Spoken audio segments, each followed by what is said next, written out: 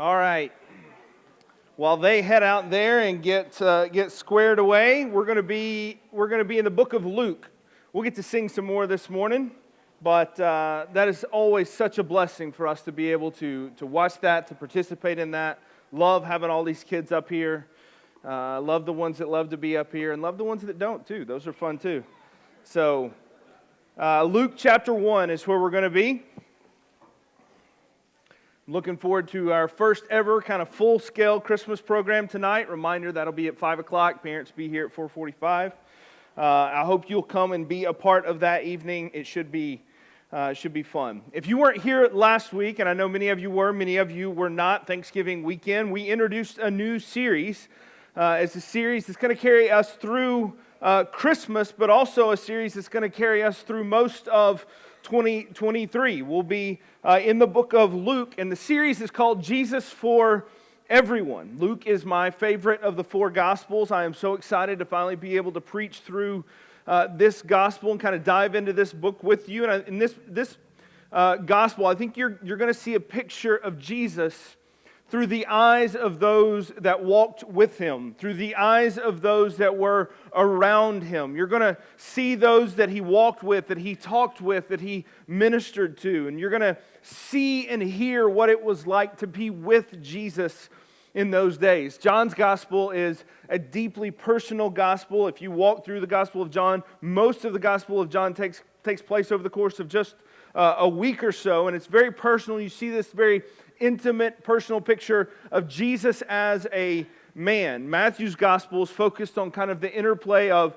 the kingdom of God and Israel and the Gentiles, and almost kind of a handbook of understanding the Old Testament integrated with the New Testament. Mark's Gospel is a little bit of a just the facts kind of a gospel. Let's just give you the facts of everything that you need to know about Him. It's the shortest of the Gospels. But then when we get to Luke, Luke's approach is a little bit different. And we'll talk more about this whenever we get to January. But remember, Luke wasn't with Jesus. He wasn't one of the original disciples. He wasn't there listening to His teaching. He wasn't there getting the kind of first-hand, one-on-one personal encounters that some of these other guys were. He wasn't one of those guys. He got his information from others. We know that Luke was a doctor, he was a physician, and he kind of takes that analytical mind and he puts it to work in the way that he approaches this gospel. He relies on personal interviews and reflections from those that Jesus ministered to. So we get to see Jesus through the eyes of those who he was with, and through those whose lives were changed by Jesus. Through those that were impacted by His work, those that experienced His healing, those that were moved by His teaching, that were changed by His resurrection. And as we're going to see this month in December, those that were surprised by His birth. We get to see the kind of personal reflections of what it was like to know Jesus and to be around in those days. And so while the series overall is called Jesus for Everyone, for the next few weeks we'll change it up just a little bit. And it's going to be Christmas for everyone. Christmas for everyone. So we move from Jesus for everyone to Christmas for everyone. Because what you're going to see is that right from the word go, is that the people of Luke introduce us to, or that the work of Luke, the people that Luke introduces us to are not exactly the who's who in Israel at this time. What we're going to see right from the word go here with the Christmas story is that it's a group of outcasts, of sick and hurting people, of forgotten and dismissed people. People like women and fishermen and lepers and tax collectors. In the Christmas story alone, we'll see widows and a woman in shame because she had had no children, a pregnant teenager, shepherds, old forgotten men, even a couple of out-of-the-way towns that really didn't have much going for them. The Christmas story really is kind of Luke's gospel in miniature. It does show us the work of Luke, the work of the entire book of Luke in just a couple of chapters. So I'm excited to jump into all of this with you. Now, all the verses in the Bible are equally authoritative. All the verses carry equal weight and authority. They're all worthy of reading and reflecting on. But some verses just hit a little bit different. Case in point is Luke chapter 2, verse 10. Luke chapter 2, verse 10.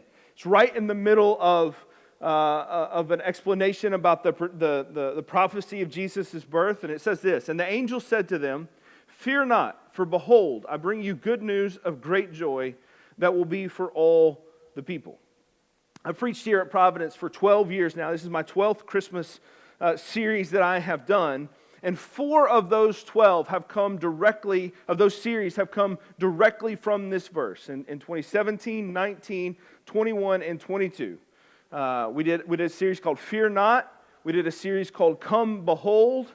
Another one last year that was about the joy, the good news of great joy phrase that is in there. And now this year it is all the people. I didn't mean to do that. I have no idea how that kind of worked out that way. It just kind of happened.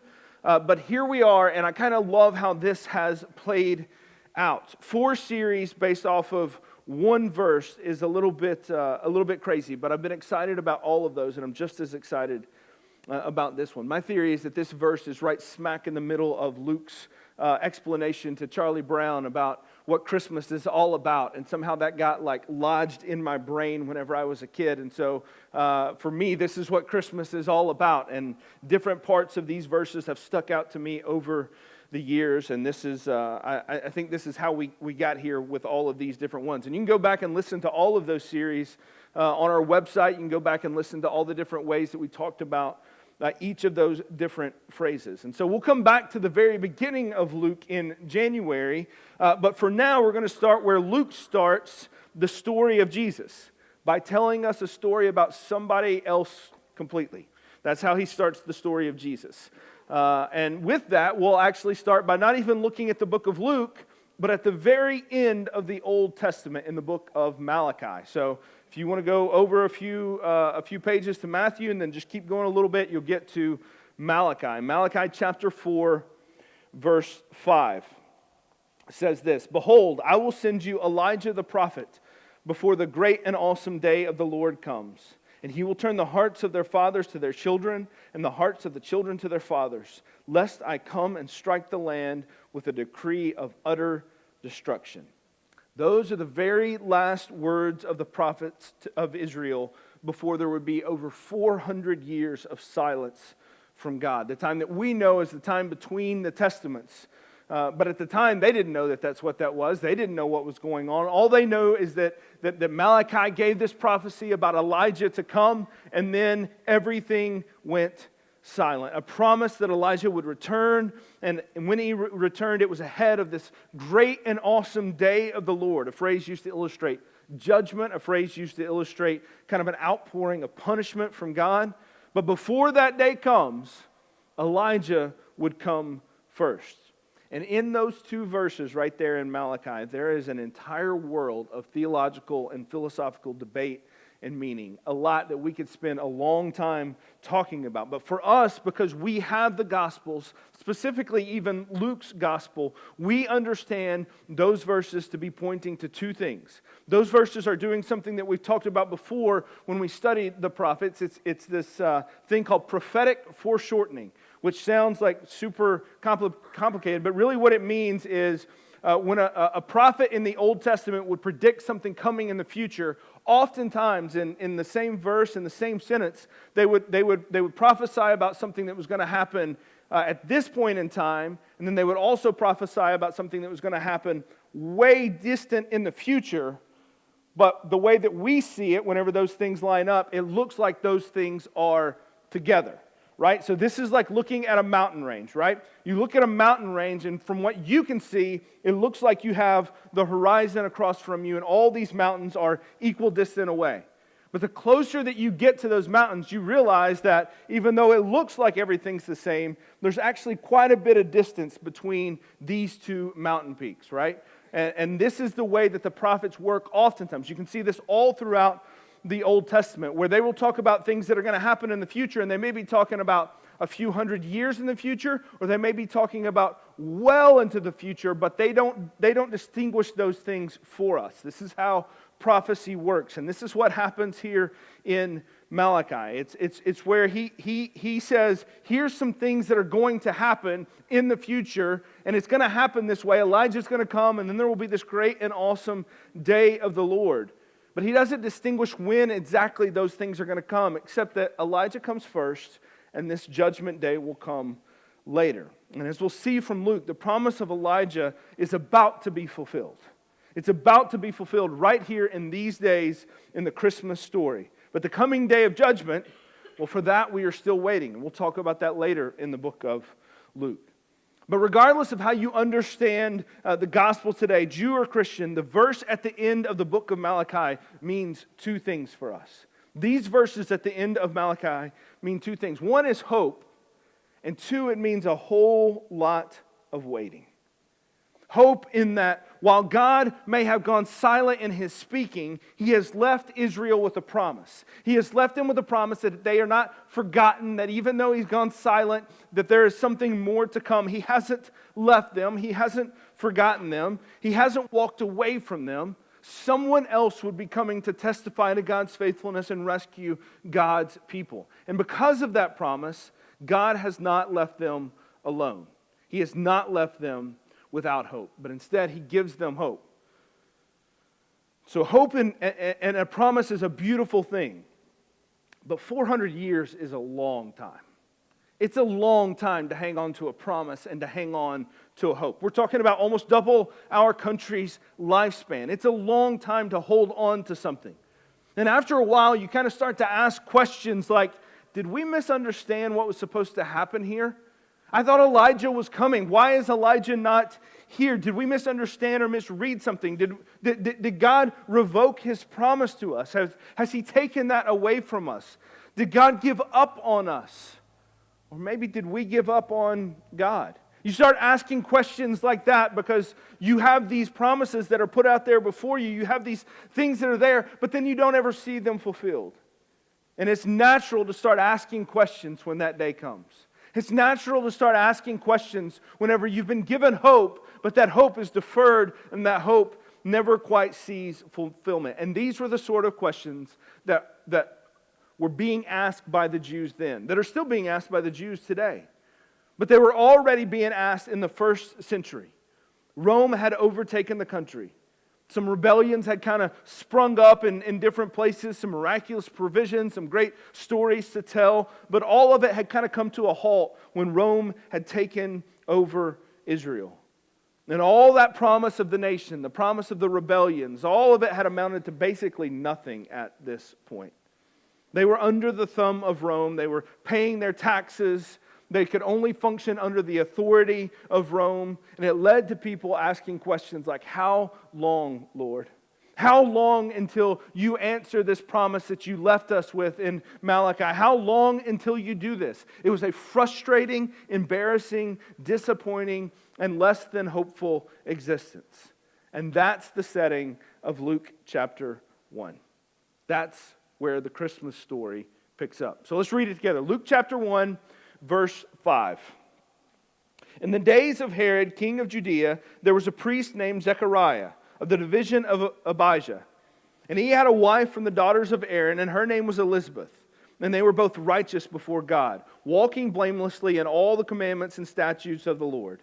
But they had no child, because Elizabeth was barren, and both were advanced in years. So we're told a lot here in just these few verses. Just a couple of verses here, we are told a lot. First, we're told of Herod, the Roman puppet king that was controlling and ruling Israel, so far from what Israel thought that they deserved and what they thought they would be, so far from what they were promised. So we see that in these verses. But we also meet Zechariah. Zechariah is going to be the focus of our story this morning. He is a priest. And that tells us that while some may have been questioning and wondering if God had left them, Zechariah was not one of those. Zechariah very much was still on board with all of the promises. It says he was righteous and walked blameless before the Lord. Doesn't mean he was perfect. Doesn't mean that he didn't get anything wrong, but that he was a man that sought God, that his life reflected the God of Israel and the hope that he still held. And then we meet Elizabeth, his wife, who is also righteous and devout. These were the good guys of the story. These are the good guys of that day. These were the ones that still held faith. They were the ones that everyone points to and says, that is a good, devout Jew. This is what it looks like to worship and trust God in the first century. But we also find out two other things. One, they have no children. They have no real chance of having children because they're old. These are two very important parts of this story. In a culture, in a time where having no children meant that you were being punished by God for something that you had done, it didn't come with shared grief or sorrow from others, but a shame and a judgment from others. So you look at this couple, and this couple had quite literally spent their entire lives, professional life in the case of Zechariah, but also their spiritual, physical, and emotional lives, they spent doing one thing: waiting. Just waiting. Zechariah in the service as a priest was waiting for the fulfillment of what had been prophesied all throughout the Old Testament, but right there at the end of Malachi, that this Elijah would one day come looking for it, devout, never giving up faith, never wavering in faith. He was simply waiting. And then the couple together and Elizabeth waiting for a child. And at this point, they were old. Their prospects of having a child had completely passed them by at this point. And so maybe the waiting had kind of subsided, and you just wonder what the waiting had turned into, what the emotion that had brought in on them. But what we know is that whatever that waiting produced in them, they never stopped trusting God. They never stopped with their faith in God. They were righteous and they were devout. Their entire lives had been built around this one idea of waiting. Maybe waiting and hoping, if you want to put a second thing in there, but waiting and hoping. And never once, with any hint of those longings that they were waiting to see come to fruition before their eyes, never once did they get a single hint that they would ever see any of those things fulfilled. They were old enough that they were convinced they would never see one of those fulfilled. They would never have a child. No inkling that God was listening. No light at the end of the tunnel. Plenty of evidence that God was not only not listening, but that He was not, if He was listening, He wasn't inclined to act on their behalf. You have to wonder if their hope hadn't started to fade. It's not to say that their faith had started to fade, but their hope had started to fade just a little bit. And so now with all of that context, you have a sense of where Zechariah and Elizabeth were and why what happens next is such a big deal to our story. Verse 8, chapter 1, verse 8. Now while he was serving as priest before God when his division was on duty, according to the custom of the priesthood, he was chosen by lot to enter the temple of the Lord and burn incense. And the whole multitude of the people were praying outside at the hour of incense. So Zechariah was chosen randomly to do this priestly duty. One that his division only did twice a year. So his division of Abijah, they only did this 2 times a year. Twice a year they would do this. And then from hundreds of priests within his division, he was randomly chosen by the casting of lots to be the one who would go in and serve in this capacity. If you'll remember from our study in the book of Ruth this summer, which seems like 10 years ago at this point. But if you'll remember from our study in the book of Ruth, there is no, it just so happened that Ruth happened upon this field. There is no, it just so happened that Zechariah was chosen. God was at work in all of this. So he was chosen to go and burn the incense. And this is a task that was considered so high and holy that once a priest had been asked to serve in this capacity and to do this one thing, once a priest was asked to do this, then he would never be asked to do this task again. You only got to do it one time as a priest in your entire career. And Zechariah just so happened to be chosen at this moment for this task.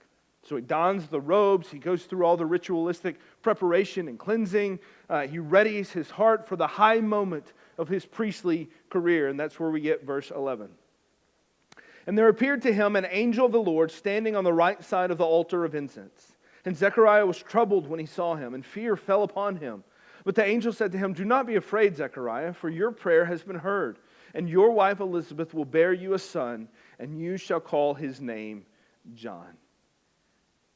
In this moment, when Zechariah is chosen for this very special task, an angel shows up. Later we learn this is the angel Gabriel, and tells him, "Zechariah, your waiting is over." Can you imagine the emotion that he must have felt in that moment? A man who had spent his entire life waiting. In this moment, he's met by an angel who says, all of that waiting that you've been doing, Zechariah, it's about to come to an end. You will finally get the baby that you and Elizabeth have been longing for. Your heart's ache will be fulfilled. Your prayer will be answered. And for the first time in his life, Zechariah has real evidence that God has not forgotten him and his wife. He has real evidence that God is out there and He is listening. The hoping and the waiting is over. It is all paid off. But the angel doesn't stop there. The angel keeps going. Verse 14, "And you will have joy and gladness, and many will rejoice at his birth. For he will be great before the Lord, and he must not drink wine or strong drink, and he will be filled with the Holy Spirit, even from his mother's womb.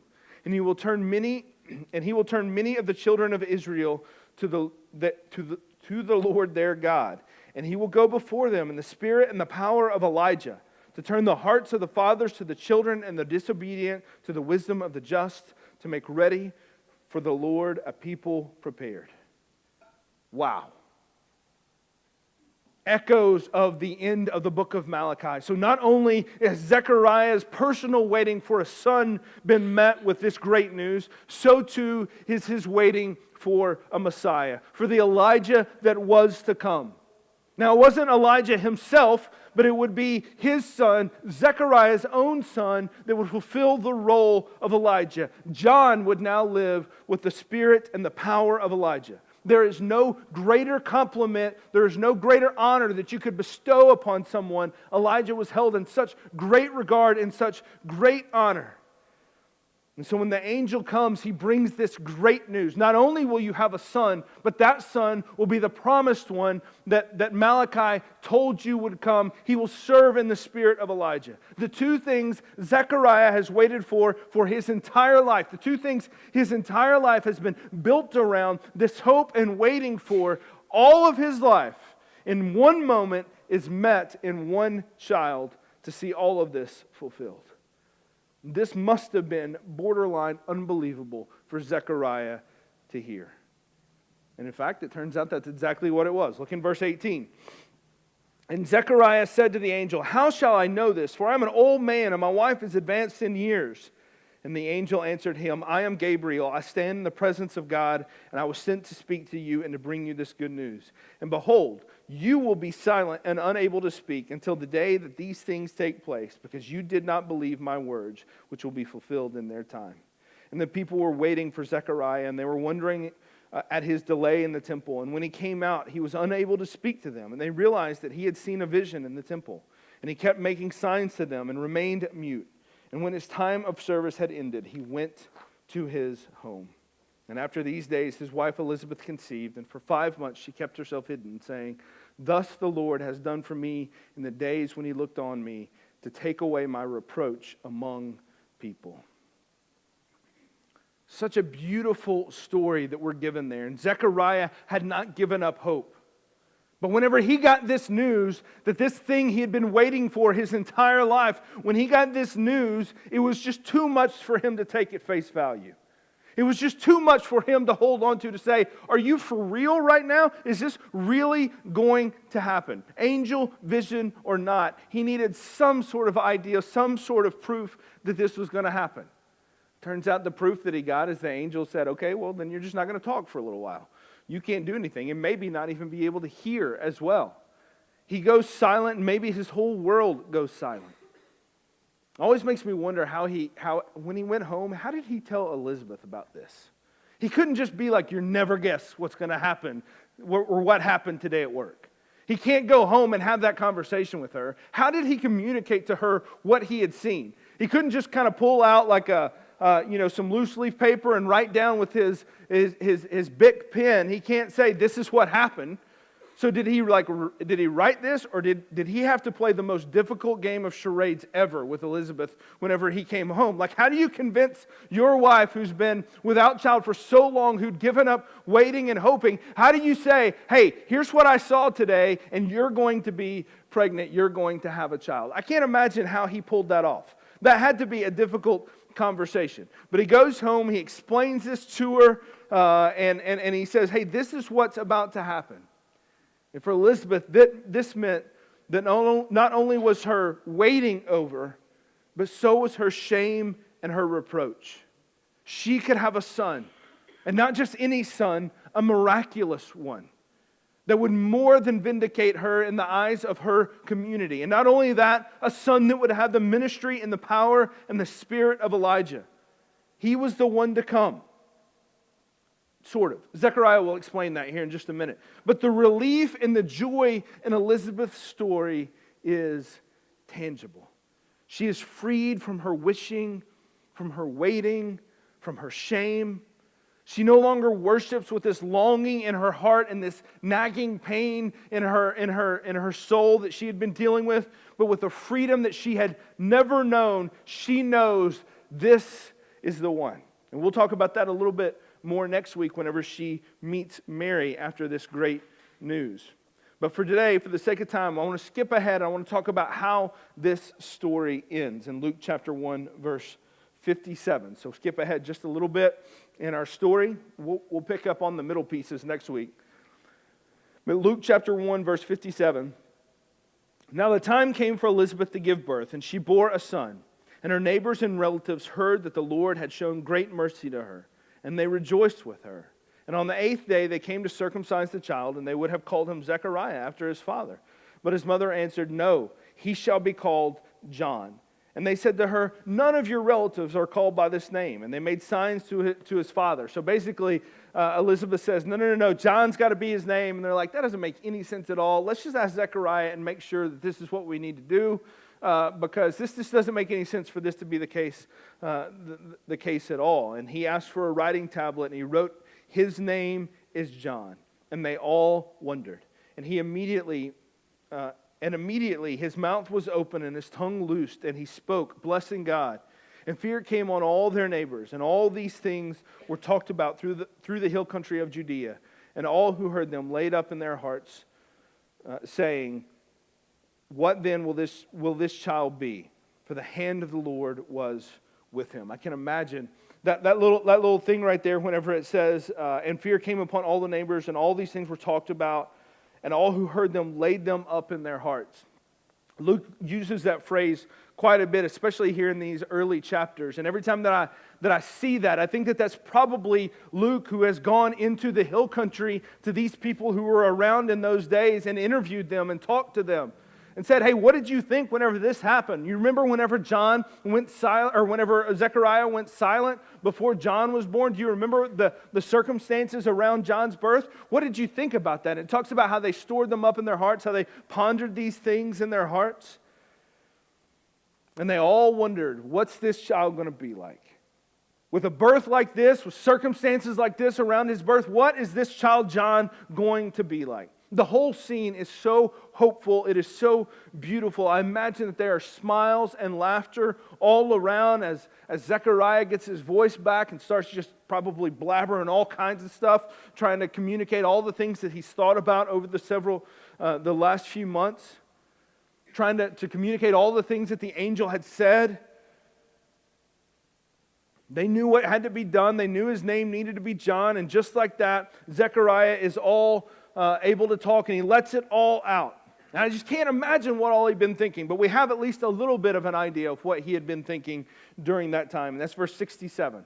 It's called Zechariah's Benedictus. And this is where he's filled with the Spirit. And he comes out and he says so much of what's been on his heart during his silence for the last 9 months. Verse 67. And his father Zechariah was filled with the Holy Spirit and prophesied, saying, blessed be the Lord God of Israel, for he has visited and redeemed his people. And he has raised up a horn of salvation for us in the house of his servant David, as he spoke by the mouth of his holy prophets from old, that we should be saved from our enemies and from the hand of all who hate us, to show the mercy promised to our fathers, and to remember His holy covenant, the oath that He swore to our father Abraham to grant us, that we, being delivered from the hand of our enemies, might serve Him without fear, in holiness and righteousness before Him all our days. And you, child, will be called prophet of the Most High, for you will go before the Lord to prepare His ways, to give knowledge of salvation to His people and the forgiveness of their sins, because of the tender mercy of our God, whereby the sunrise shall visit us from on high, to give light to those who sit in the darkness, in the shadow of death, to guide our feet in the way of peace. And the child grew and became strong in the spirit, and he was in the wilderness until the day of his public appearance in Israel. And we'll pick up the story of John a little bit later in January. But you see these words from Zechariah that we could pore over and spend so much time looking at these things. But you can see that even in these words, Zechariah, as much as he understands, as much as he gets, as much as he's able to process what all has happened, he still has a bit of a misconception about what's about to happen with his son John and with the Messiah that is to come. He's still focused on the kingdom of the here and now and being delivered from our enemies. And so much of his focus is on so many temporary things.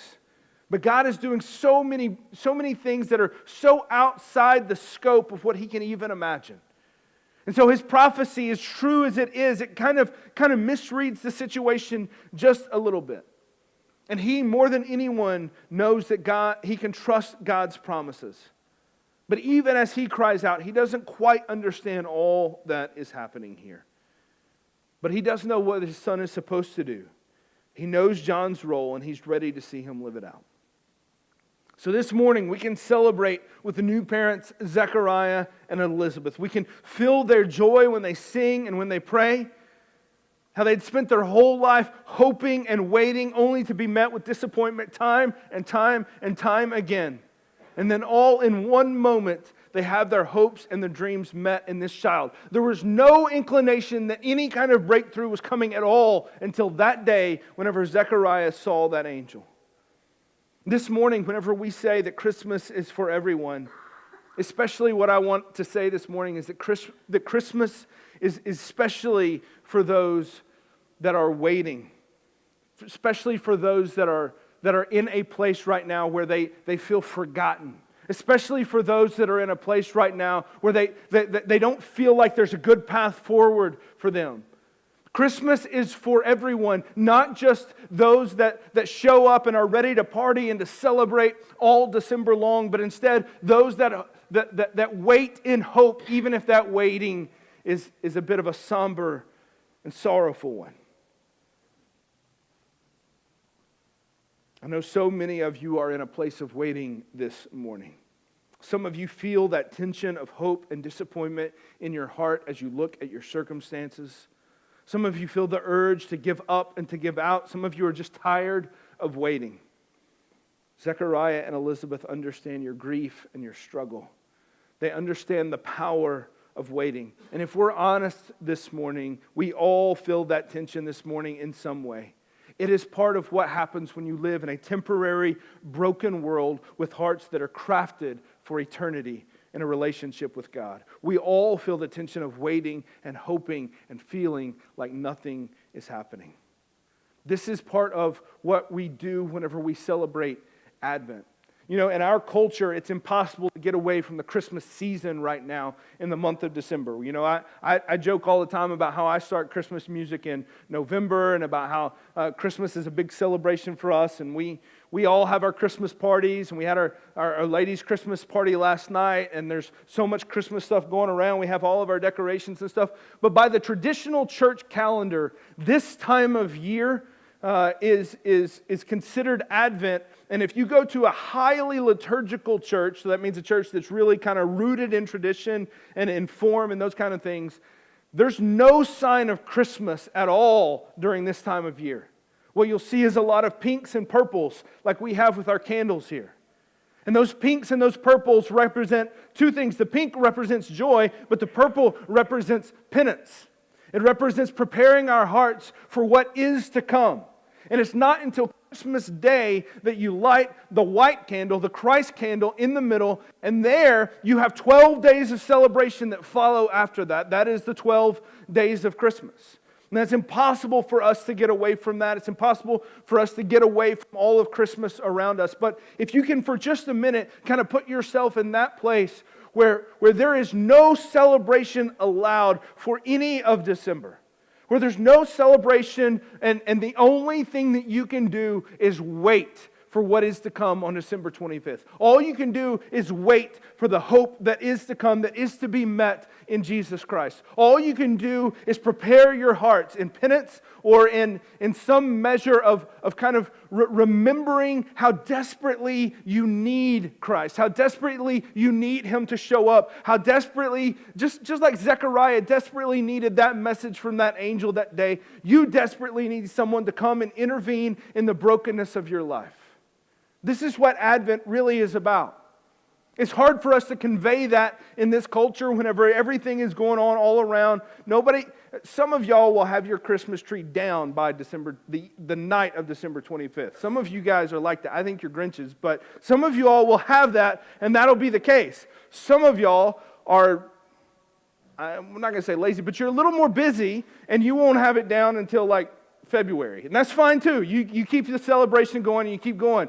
But listen, I know some of y'all will have it down by December 25th because you've spent the last, 4, 5, 6 weeks all kind of in like full party mode. Really, that's the way that this is supposed to work, is that we prepare our hearts now with longing and waiting and reminding ourselves of exactly where Zechariah and Elizabeth were. And listen, I would love to tell you this morning that just like Zechariah and Elizabeth had their longings and their waitings and all of these things fulfilled in their son, I would love to tell all of you that everything that you're longing for, everything that you're waiting for is just going to poof, you're going to see an angel and all will be well. You may have to be silent for 9 months, but eventually all will be well. I would love to be able to tell you that. I cannot. I cannot, because really what Christmas points to is that our hope is so much bigger than our limited temporary understanding of where we are right now. It is so much bigger than where we're at. And so just like Zechariah is kind of off in his prophecy, it's good as far as it goes, but it doesn't quite understand what all is about to happen because it's still focused on the here and now. But what Advent should do for us, what Christmas should do for us, is it should draw our hearts, it should draw our minds to something so much bigger, so much stronger, so much more than just having our hopes and our longings fulfilled here. So while our hopes and our longings may be for like a new, like some new AirPods or something. Maybe it's for like a new game system. Maybe you got a hope and a longing to get this perfect gift. Or maybe your hope and your longing is something bigger. Man, you just want to be able to live life. You just want to be able to know where your next paycheck is coming from. You just want to be able to not have to deal with doctors. You just want to be able to not have to deal with a marriage that is frustrating and falling apart. You're just waiting and hoping for the day where you can smile again.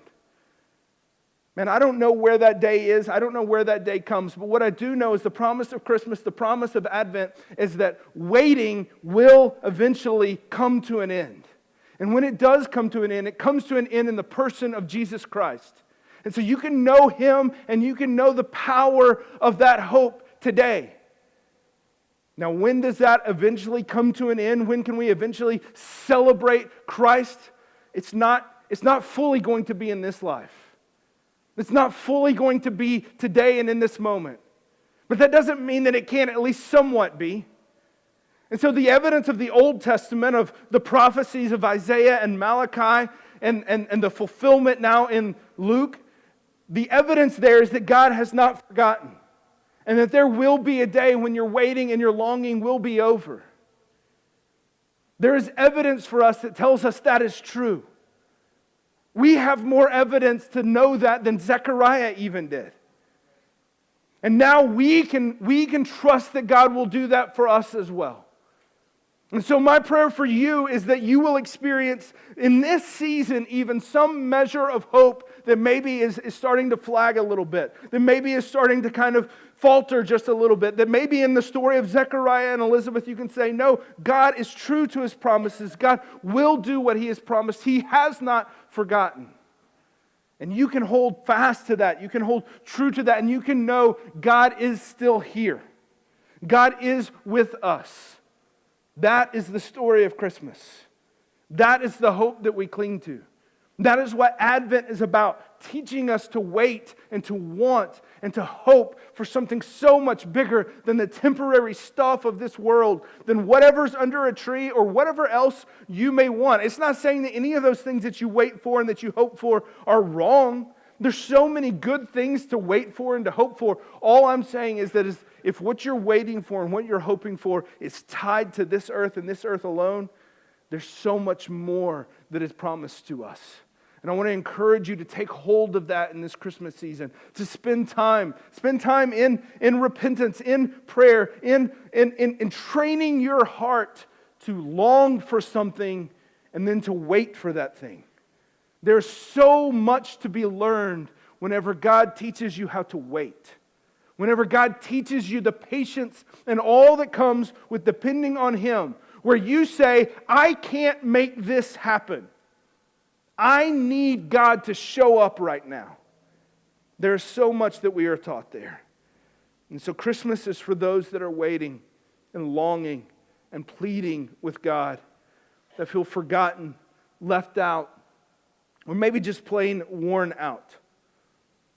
If that's you this morning, you can begrudge God for His timing, or you can look back on the Christmas story and the story of Zechariah and Elizabeth and remember that God's timing is always just in time. And celebrate that always, always, always, always, God remembers His people. And He will not leave us or forsake us. Will you pray with me? Father, this morning, I do not want to put platitudes and cliches on top of suffering and pain.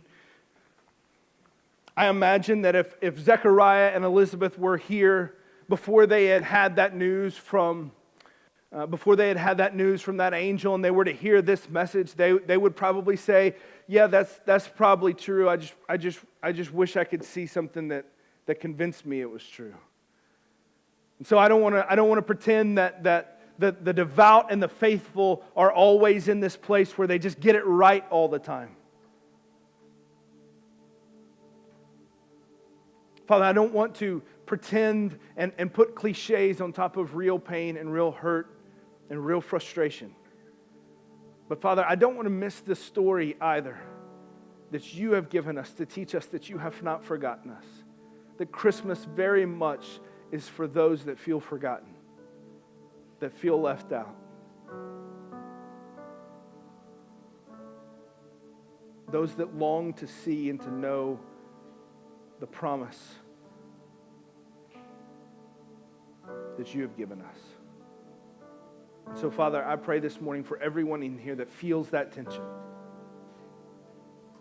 I pray that they would put their faith in you and they would trust you in this moment. And Father, for those in here this morning that don't feel that tension, that aren't waiting and longing for something greater, Father, I pray that you would prick their hearts. You would draw their hearts and their minds to something so much bigger than anything this world can give them. And that they would long for something so far outside this world that they know this world can't fulfill it. A heart made for eternity that can only be matched by the God of eternity. And it's in Christ's name we pray. Amen.